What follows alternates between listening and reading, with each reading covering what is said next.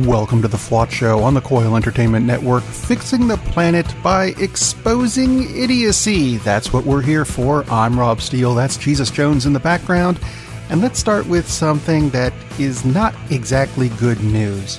Get used to it, there's a lot of it during the show. Not exactly good news. There is now something associated with strep throat that's making it hard for kids to get better. And it's even causing some neurological issues. That's never good news. I hate it when things go bad for kids, because I like kids. Not like that. Anyway, what they've decided to name this particular issue is Pediatric Autoimmune Neuropsychiatric Disorders Associated with Streptococcal Infections. They named it that, I suspect, because they came up with a cutesy acronym, PANDAS. I guess the last I doesn't count. Yeah, PANDAS. Yay, you've made an acronym. Now, millions of children will be diagnosed with large black and white bears that have an aversion to having sex while being studied. 'Cause that sounds like a good idea. PANDAS has already been taken. Find another name for your disease that makes it, something that people want to get over. Telling them they have pandas. Aww. That sounds cute. And the article I got this from ABC News, there's a picture of a child. What is she wearing? A panda print shirt. Aw, isn't that cute? No. Come up with a better name for your disease. Seriously. But speaking of kids, I suppose I have some good news if you twist it the right way. You remember those kids that were abducted from their parents at the border and put in cages because Donald Trump thought it would be a good idea? Yeah, you knew he was going to pop up in the show. We're talking about idiocy. Anyway, the bad news about all this, actually that is bad news, the worst news in all this is that almost 1,500 of the kids have been misplaced. By misplaced, they mean lost. They don't know which one goes where, and where's the parents, where's the kids. It's just a mess. 1,475 children. But there is good news. Because they know that it's 1,475 children, this somewhat proves that someone, somewhere in this administration can in fact count beyond the number 3. But I suspect it's only one person. And I'm sorry, but that's the best I can do with it.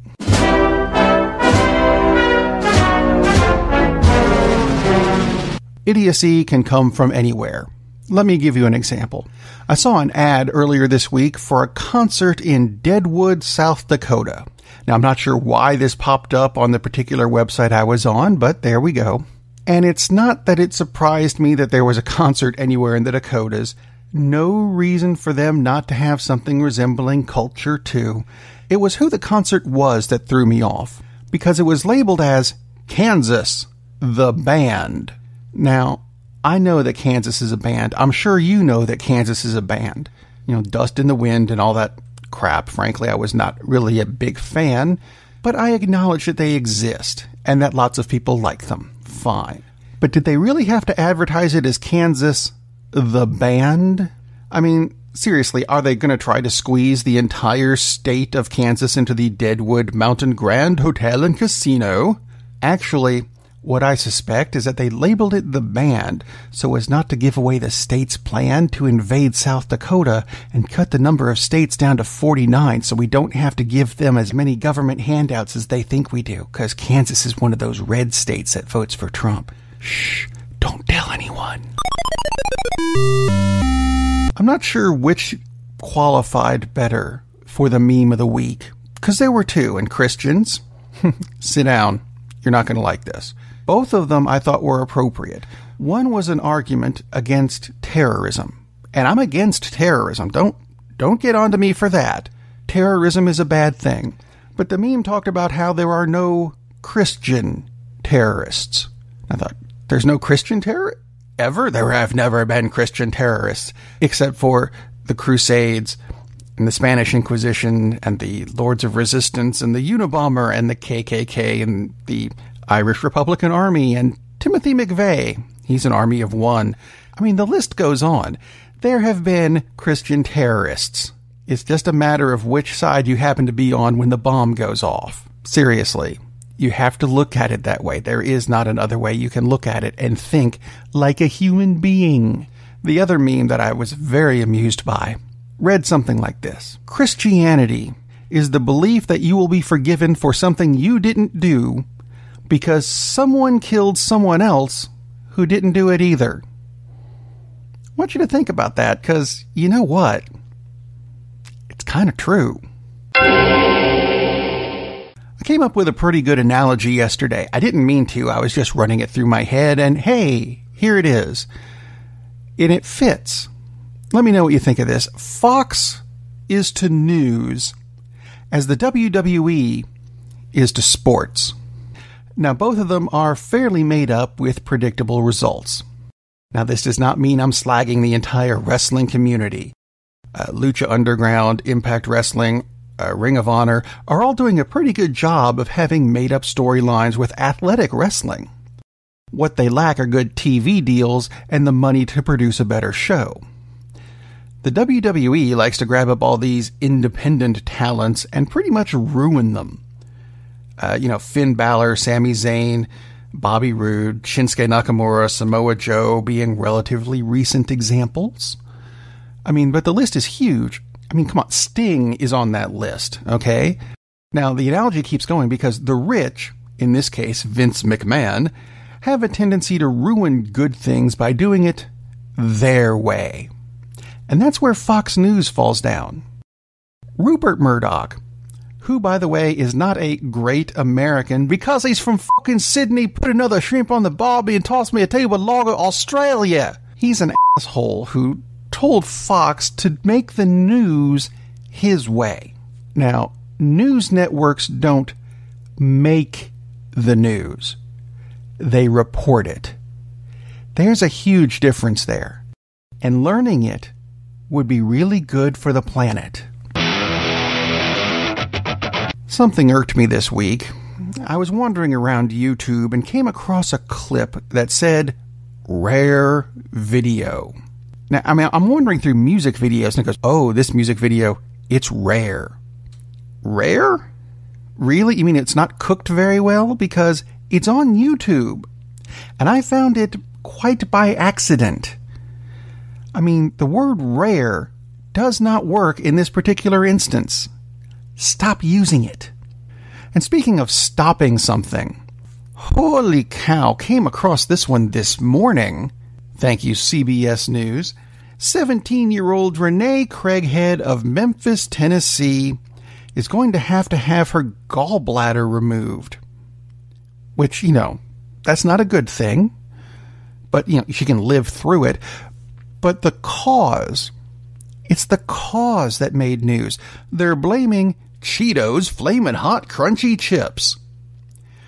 Because, as Renee says, she was eating her fourth bag of the chips when she started feeling sick to her. Hang on a minute.